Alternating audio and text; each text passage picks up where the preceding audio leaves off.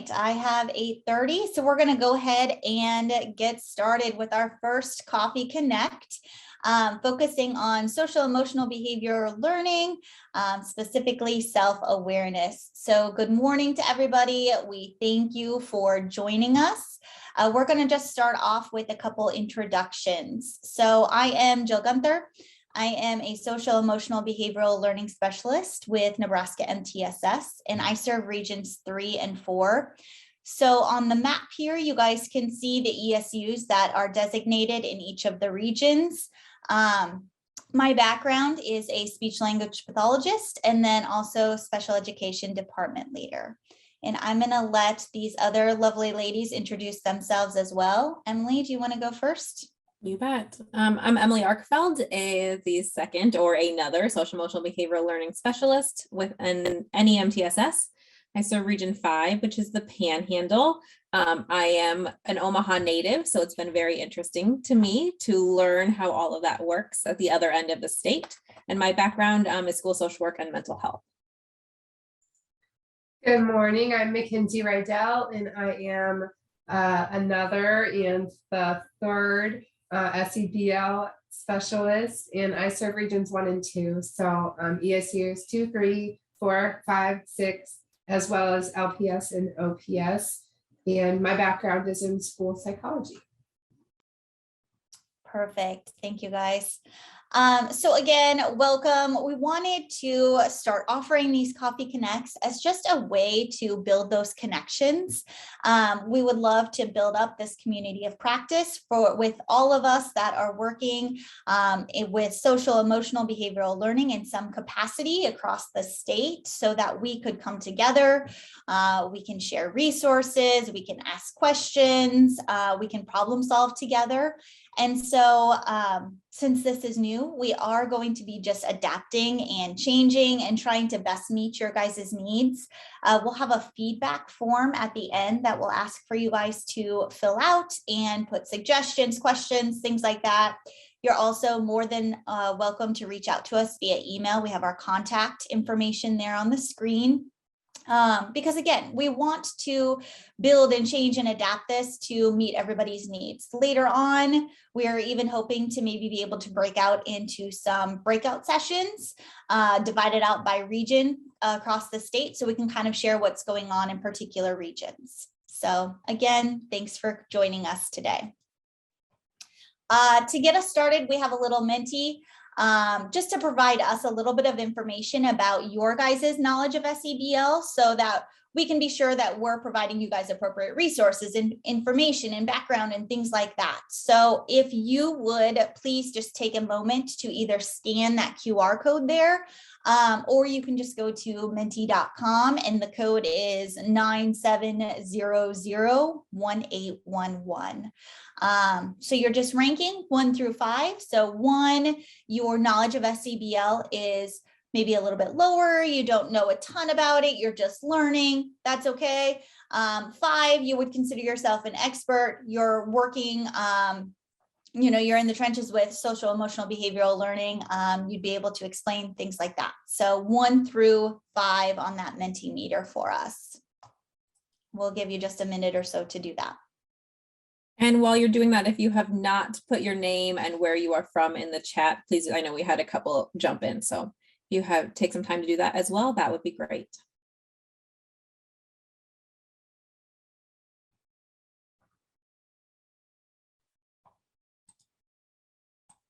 Awesome.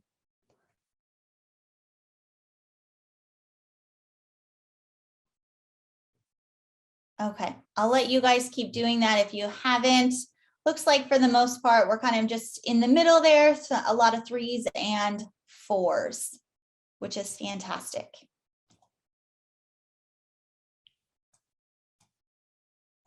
Okay, we always like to start off with a welcoming inclusion activity. This is a great example. So anytime you're starting a meeting, anytime a PLC, department meeting, staff meeting, or within your classroom. So a great way to do that. So just a little welcoming inclusion activity to get to know a little bit more about your participants, to kind of do an emotional check-in. So we have all these cute little snow people. So if you would just identify which snow person are you feeling like today? Again, it's a new Menti code for that one, but you can scan the QR code there as well. So we'll give you guys a couple minutes to go ahead and do that. And then we'll show you guys where everybody is at with that. While you're doing that, I'm going to talk a little bit about the pizza wheel that you also see on the screen. So this is something that you guys can take and utilize within your classroom. It's a great resource to help students just be able to identify and give them that vocabulary for those emotional check-ins. So let's say that they say they're excited. They could also choose some of those other words that are on the pepperonis. They're on the pizza wheel. So maybe they could use eager, or they're in awe, or curious, or whatever it might be. But those emotional check-ins just kind of give us information as the teacher or as the leader of the meeting to just see where our participants or where our students are at, where they're feeling, and it gives them that practice to be able to identify their emotions and how they're feeling.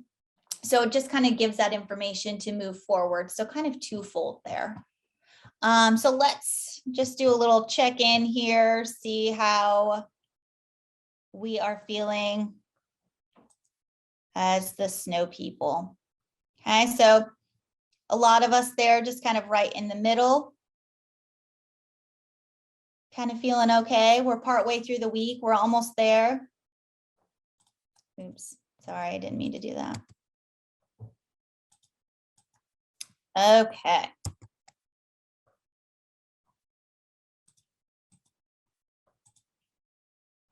Let me get back here.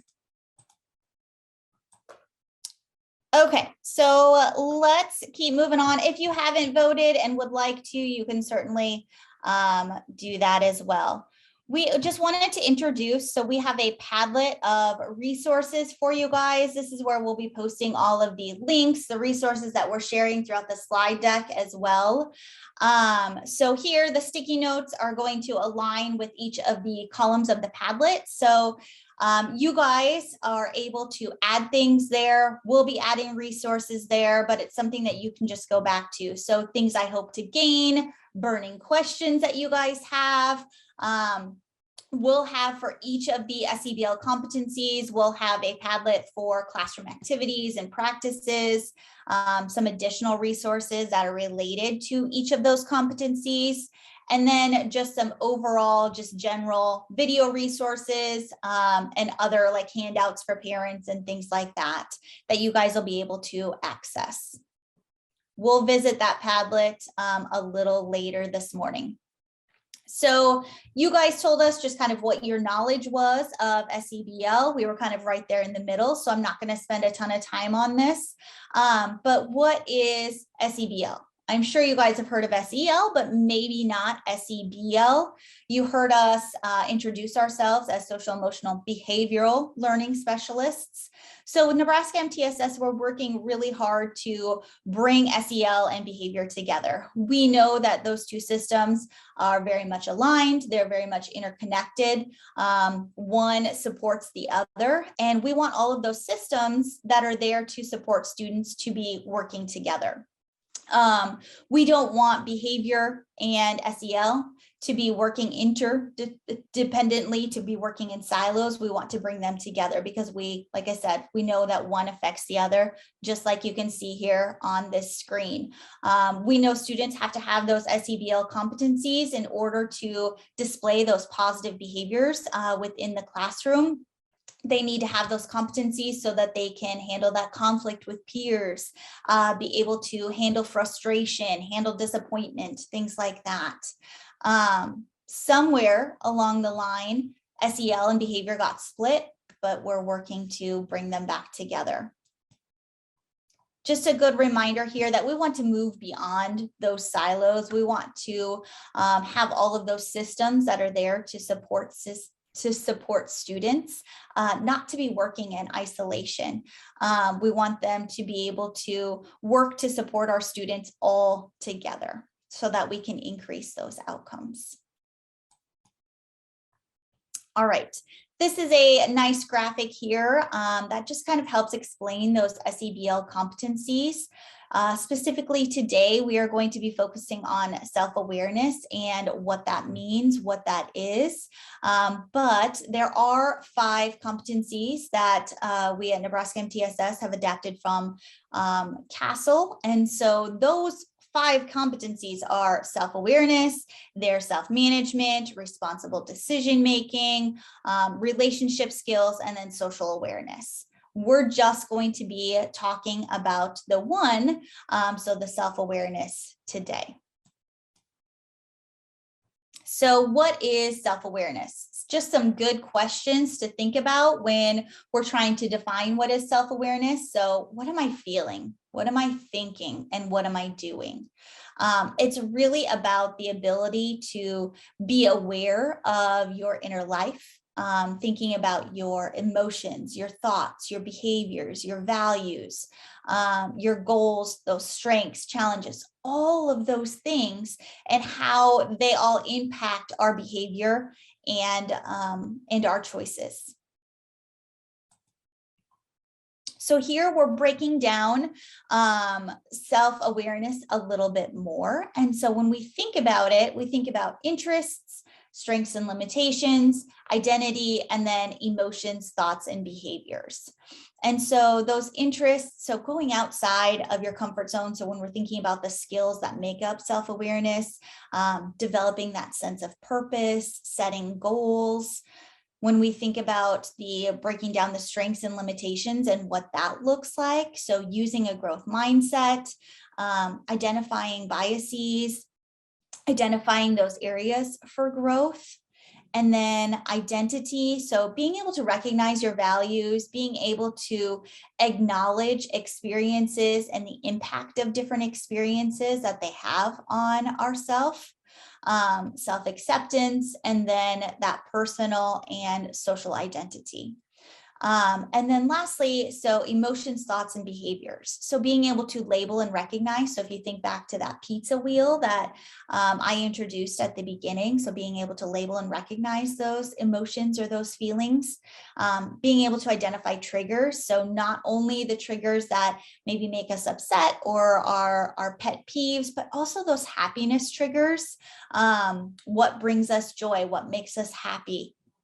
Being able to analyze emotions and then that impact. So those are all parts of that self-awareness.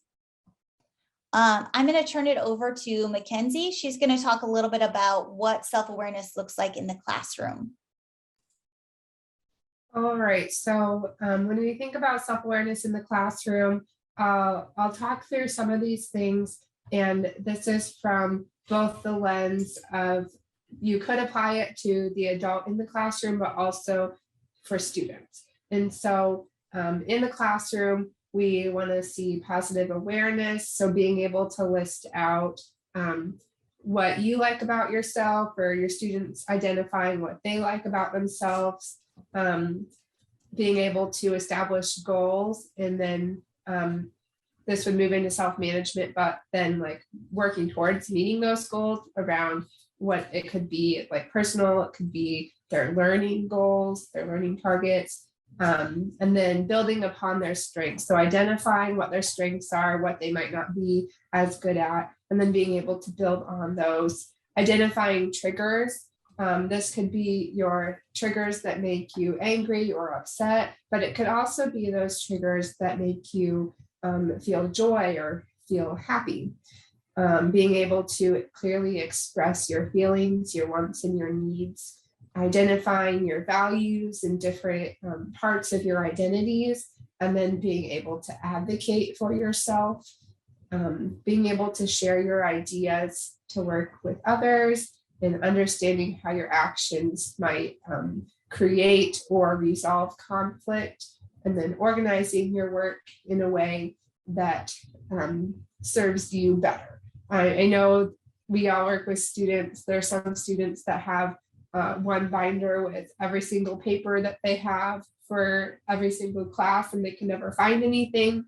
And there are some students that have color-coded everything. And so having students identify their areas of strengths, and then how they can organize in a way that helps them.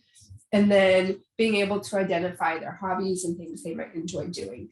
An example that a teacher could provoke some self-awareness in the classroom is just by simply opening up their lesson with we're going to do a check-in today, and how are you all feeling? And this might not be something that students necessarily do when they wake up in the morning. They might not intentionally think about, like, where am I at? How am I feeling? And so this is an easy way just for the teacher to provoke those thoughts, and then also have the intentional statement around, today we're going to do this check-in, and this is a way for you and me to be aware of where you're at beginning the day or starting today's lesson. As I continue talking, we're going to talk through some different resources. In that previous image Jill showed with the subcomponents around self-awareness, there were 4 different areas. We had interests, strengths and limitations, identity and emotion, thoughts and behaviors. And so on this slide, it'll have the resource or some information about a resource. And then there's that blue arrow with the subcategory. And so we broke it down through that. The first one is would you rather. This is a simple activity that you could do. You could have students raise their hand or put up a number, or you could involve some movement and have them go to one side of the classroom or another. And it's just a simple question, would you rather? So this example is watch TikTok all day or watch YouTube all day. And then the students would pick which one they would prefer. And we do have a slide deck with a bunch of examples for would you rather questions, and that is linked in the Padlet. The next activity is called the Purpose Tattoo activity. We snagged this one from the Greater Goods of Education website. This probably would be better suited for secondary level. But basically you have a student start out by writing or thinking about who they are and who they hope to become and what matters most to them. And then you give them some time to create a tattoo. They could draw it, they could use their computers to pull different images together.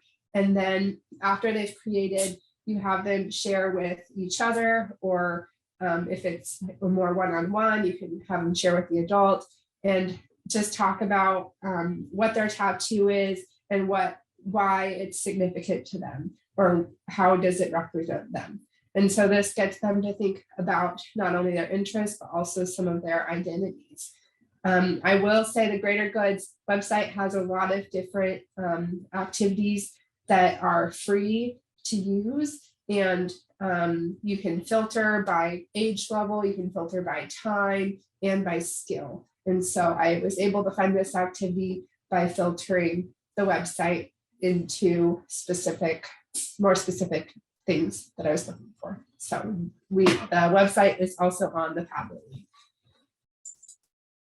The next one is a grow and glow, or a glow and grow, I guess. And so this is where the students journal or just do like a one sentence. What are you doing really well at? What did you learn today? What was your favorite lesson and why? And then the grow is, what do you want to work on? Where can you improve? What new goal do you want to start? And so this is a way for them to think about kind of their strength and their limitation. You can also adapt it. So you could have a teacher fill it out for their student. And that way, it's not necessarily self-awareness for the student. They're not doing that skill, but the teacher's kind of provoking that thought process by doing it for them. Or you could adapt it to have some family engagement. And so you could fill it out, or your student could fill it out, and then you could send it home and show the families, this is what I did good today, or this is something that I could improve on. And that way the family's able to be involved in that. The next one is there's a happiness self-awareness assessment, and then the best year worksheet. And so these are just worksheets that you can go through. The image on the slide is the entire image. And so it's just a one-pager where they journal or they write about where they're at today, what makes them happy, what makes them unhappy, what's something that they can do to feel motivated, what makes them laugh.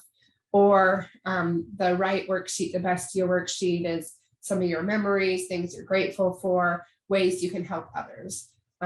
You can see all the prompts on there. And again, this isn't necessarily, obviously it takes some time, but really it's about pulling out those skills for our students, because a lot of times we just need to model them and show them that this is something that they can do, because a lot of times we do self-awareness or we do like social emotional learning, but we don't really know that we're doing it. And so this is all about the intentionality of what are we doing to provoke social emotional behavioral learning skills. The next one, we dive into some identities. There's two different activities. The left one is an identity wheel. And so this is an activity where the students or the adults would look in the inner circle. So the race, ethnicity, physical abilities, gender, sexual orientation, and you think about those identities, and then you kind of branch it out a little bit further. And so it encourages you to reflect on the various identities that you have and how those might be visible or felt, or they might feel different at different times, and how your identities might impact the way others perceive you, trust, interact with them. The right one is the waterline of visibility, the iceberg activity. And so you would have the participants draw a similar iceberg, and then at the top they would write some of their identities that you could see from the outside. And then as you get deeper in the water, you would have them think about and reflect and write some of those identities that maybe you don't necessarily see from the outside, but that they hold within themselves. And so things like maybe they have special talents, or maybe they feel like they're better at learning by listening rather than doing hands-on, or so some of those unseen identities that could help students reflect. And then if they wanted to share with the teacher, that could also help them meet their needs in the classroom a little bit better. The next one is also an identity example. This is called a just because poem. And so there's a sentence starter. And so it says, just because I am, and then you'd write something down kind of based on a stereotype of that identity. And then you, in the following lines, you work to debunk those stereotypes and stating positive traits about that. And so, for example, just because I'm a teacher doesn't mean I'm great at writing essays, doesn't mean I'm a fast reader or I'm always right. It means that I'm always learning. And so that's just an example that you could do with your students. And then we have some identifying thoughts, behaviors, and emotions. These ones focus mostly on those emotions and naming them. And so the left one is a worksheet. It's linked in the Padlet, and it just gives some of those more broad emotion words. And then it breaks down what you could use to identify that similar emotion with a more specific word. And the same goes for a feeling wheel, except it's in a circle form. And this is a good way for you to help your students identify emotions beyond just like those main happy, sad, mad emotions. And then it can help them, it might resonate with them more to be able to express how they're feeling. If they can pinpoint it down, they can articulate it a little bit better. And it's just a good way to reflect with where are you at. This could also be used in the beginning of your lesson as a check-in of like, where are you at right now? The classroom wise through the Mid-America Technology Transfer Center, or MHTTC. So the classroom wise is online free module training for educators. It stands for Wellbeing Information and Strategies for Educators. They go over educating, so creating a trauma-informed classroom, or ways to de-escalate, or what does social emotional learning, what is that? And so it's pretty quick. Each module is probably about an hour, 45 minutes-ish, self-paced, free. And they go over some of those SEL competencies. So we just screen snip this one. It's just a quick example for how you could integrate self-awareness into a lesson. So starting off by saying, today we're going to focus on our feelings and how they are on the inside. What do we feel in our bodies? And so then they give an example. So when I'm scared, my heart beats fast. What are some other ways that your body feels when you're scared? And so then you have the students raise their hand and share out their body feels. And so I know a lot of times when I've worked with students, the first step in kind of recognizing some of those feelings and some of those thoughts is always on, where is my body at right now? What are my body feels? And then they start to link like, oh, my body feels a little like I have butterflies in my stomach. Maybe that means I'm anxious.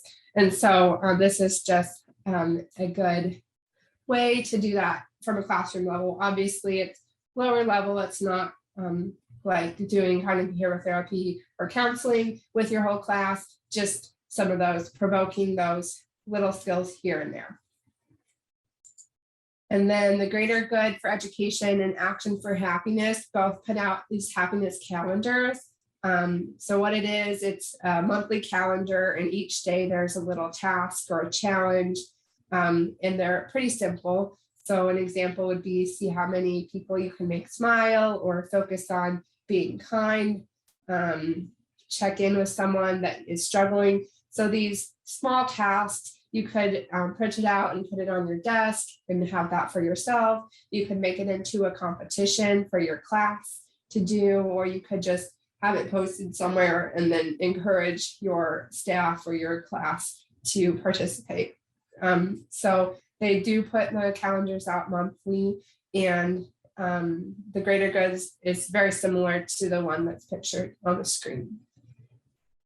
And then I'm going to send it off to Emily, and we'll do a few more things, and then we'll jump into discussion.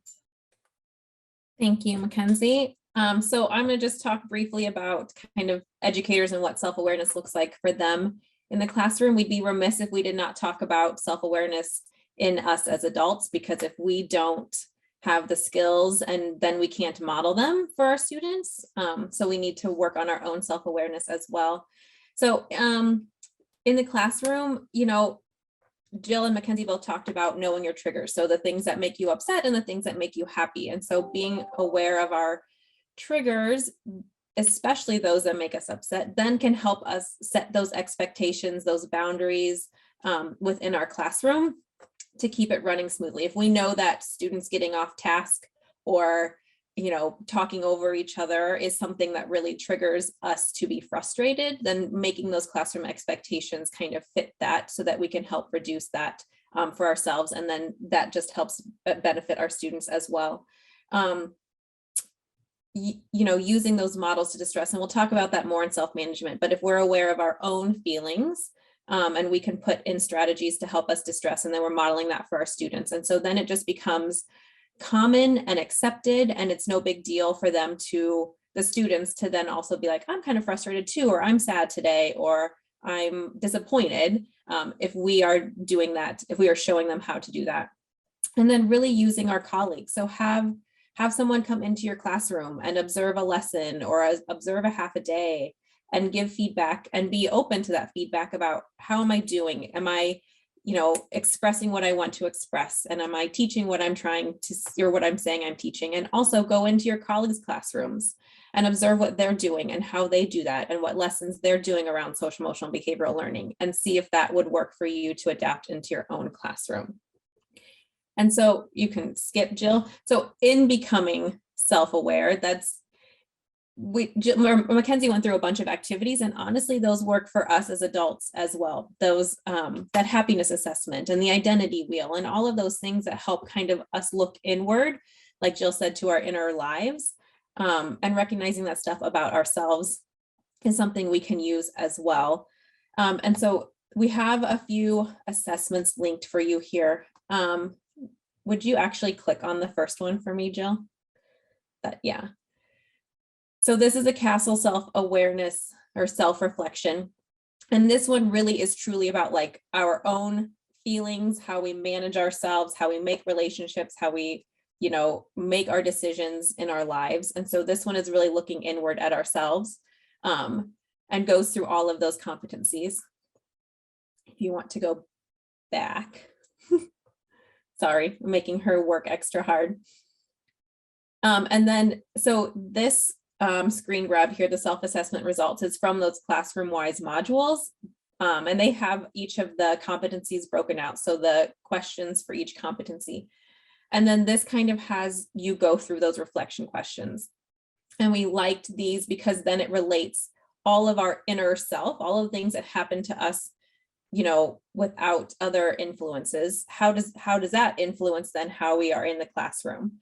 And then there are a couple other assessments that we have linked in the Padlet, and those go more into how am I embedding social emotional behavioral learning into my practice, into my teaching practices, and into my instruction every day. And so this is a great thing you can do for yourself. If you are in leadership, this is a great thing to give out to your staff. You can have them give their results and you guys can talk about it together, but just something to really look at. One, who am I as a person, and how does that influence my teaching practices? But then also, who am I in my classroom, and what am I bringing into my classroom, and how am I modeling that for my students? So it really kind of gives that whole well-rounded look at self-awareness for us as educators. Okay, and then we've got this nice handout that Jill really pulled together for us. And this is a screen grab from that. So this is just a handout for you to give to parents to take home. How do you practice these competencies at home? How do you foster these skills in your kids at home? And so this is just a small piece of that, but looking at that self-awareness piece, just kind of giving them some activities that they can be working on. So we give them the pizza wheel. We have them work on those emotional vocabulary at home and broadening that from just that mad, sad, glad, fine. That's one I get all the time. Fine. Well, what does fine mean? So giving them those other words to use. And then some reflective writing and conversation. So sitting around the dinner table at night, what kinds of questions can you be asking? Or when you pick them up from school on the ride home, instead of asking them, how was your day? Give them some specific questions to ask to kind of foster that conversation. Okay. So we know whatever time zone you're in, you might be starting your school day right now. So if you need to go, please feel free to go. We have the exit ticket up here. I think someone's going to drop it in the chat. So if you need to go, please at least open this up and come back to it later. As Jill said, we really want this to be for what you need. And so the exit ticket will just kind of go through, is this a good use of your time? Did we give you what you need? What other questions do you have that we can make sure we're addressing? So please be open and honest in your feedback and give it to us so that we can really build this into something that people are getting what they need out of it. I'm going to kind of open up the Padlet or have Jill open it up so we can bounce through that. But I wanted to ask first, does anyone have any questions, comments, concerns, need to make a connection or a resource need before we kind of look more at that Padlet? You can drop them in the chat. You can speak them out. So as Jill said, the Padlet this will be the Padlet link for the entire series. So you only have to ever have this one link. We will link the other Padlets for the competencies into here. So you just have to come to one place. We'll kind of work on that in the background. But we've got those things I hope to gain, burning questions. You guys can add to those at any time. If we find things in the exit ticket that we think other people might have the same questions, we might move those over. So we keep that running tab and making sure we're addressing those. The classroom activities and practices are those kind of like direct link to handout, direct link to activities that you can print off and go. So all of those from the presentation are linked in there. The self-awareness additional resources are just maybe things that are a little bit bigger than like a simple handout. Got those assessments linked in there. The videos, we'll continue to update those with each competency and anytime we find something else. And then the SEBL resources are really things that cover all of the competencies. So we've got a couple links in there that talk about how do you embed that in your curriculum if you are a math teacher, if you are a language arts teacher, if you are doing science, something other than just a welcoming inclusion, or if you're a counselor going in and doing lessons, how do you build this every day into what you are doing? It doesn't have to be a big production, and it can just, Heather Robbins, our wonderful Nebraska PBIS and helping us out with social emotional behavioral learning, she will talk about, you know, if you've got math, you take 2 minutes at the beginning, you say, okay, go back to work with a partner, ask them how they're doing today, check in with them, and then do XYZ for your instructions. And that's social emotional behavioral learning right there. They are learning skills to check in with a partner and active listening and building relationships. And so it can be as simple as that. So it goes through a bunch of different ways to embed that in different subject areas. The greater good in education, Jill, if you want to click on that one, just because it is a wealth of information. So the My Wellbeing is great for if you are, we know our adults, our educators are under a lot of pressure and stressed and overwhelmed right now. So these are things activities you can do on your own.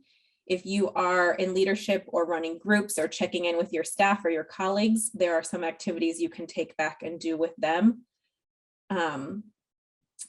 So yeah, so that goes through, and then we go back up, and then, nope, sorry, still on My Wellbeing, just scroll up. Should have just shared my screen. I'm going to make you work hard. And then if you click on that all related practices down in on the main page.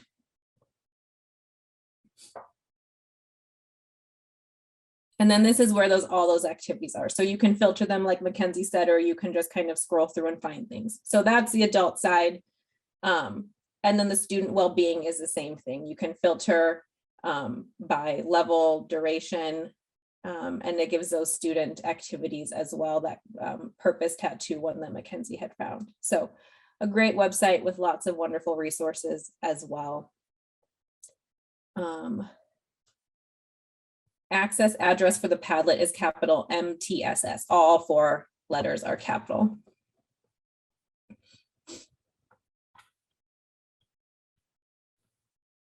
Any questions about any of that?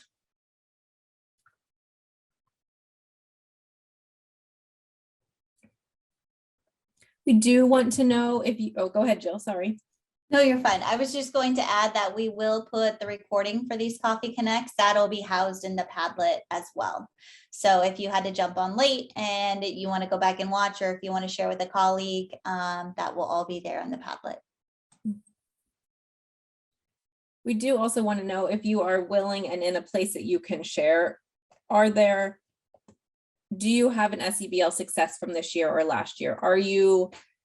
Did you purchase a curriculum and now you're implementing it? Have you started using a screener and looking at your data? Just kind of wondering where people are at, if you're willing to share. And know then also, if you are willing to share and are doing some great work, we might ask you at some point to talk a little bit to the group, because I think there's so much value. I mean, that's what we want to do here, is there value in knowing what you guys on the ground doing that direct contact every day and direct service to our students. How are you doing that? And knowing that from our big districts and our rural districts, so that you all can help bounce ideas off of each other and collaborate and connect through that. Educators are humans, and we have life outside of the school and things happen. And so we come into the building and we come into our classrooms with that as well. And that's okay. You have the right to be who you are and feel how you feel and live your life the way you want to live your life. But you also have to be able to be there for your students. So being able to recognize, gosh, I'm like, I am in a not a great spot today, but you can also say that to your students in an age appropriate way and let them know it's okay to have a bad day. And here's what I'm going to do to try and help my day be better. I was just going to say, so with this self-awareness video that we have linked in the slide deck, again, if you want just more information, that's in our Padlet as well, but it's just a quick little YouTube video that just describes what self-awareness is. So another great resource. Yep, and again, the link is in there. And if you want to move on to our shameless plug, folks. So we are Nebraska MTSS, and we do believe in building systems to better help our students and our staff. Mackenzie said earlier in our first breakout, you know, you guys have been, schools have been thrown all of this funding with ESSERs and, you know, all of that. And so you have to use it. And so that's so great. And we can buy curriculums and we can buy the things to help support our students and our staff. But if you're not building that intentionally into your system, then what does that look like 3 years down the road or 5 years down the road? And it's hard to sustain. And we know that it is a big movement, and in education, things move slowly. But we truly believe that if you're doing it right, then you have those lasting positive outcomes for your students, your staff, your district, and your community. So the SEBL Specialists have a workshop series where we kind of what we did today. We do an overview of what is SEBL, what does that look like, taking care of your adults in the building, so some self-care, and then we move into just that adult SEBL, go broader into what I kind of touched on. How do we know who we are and how does that impact our students and our staff? And then looking at that student core, we have to take care of everybody down here first. And if we're doing that well, then we can put our tiered supports in with intention also. So we really kind of look at that big picture. How do you build that into your systems? We would love, they're usually hosted through ESUs. We can do districts. We would love to get in front of any schools and districts and ESUs that we can to help them kind of move this forward and better set things up for their students and their communities in the long run. Okay, and then we are right on time. So we are going to close really quick. If you want to, do we do it in the chat? If you just want to put in the chat, just a closing word. How are you feeling going into your day now? Kind of leaving this, where are you at a little bit? We just want to see where everyone is. And then again, if you can do that exit ticket, pull it up, leave it open as a tab if you need to run, and come back to it when you can. We would really appreciate that. Thank you, everyone. Some great thoughts in here. Leaves us feeling energized as well and excited about continuing to do this work. Have a great Wednesday. Thank you all for continuing. All those words. Yes. Thank you all for continuing to show up for our students and your colleagues and your coworkers and your staff. Just a reminder, as you guys are getting ready, our next one is February 23rd. So we have that up there on the screen. We hope to see you next month as well. Thank you, guys.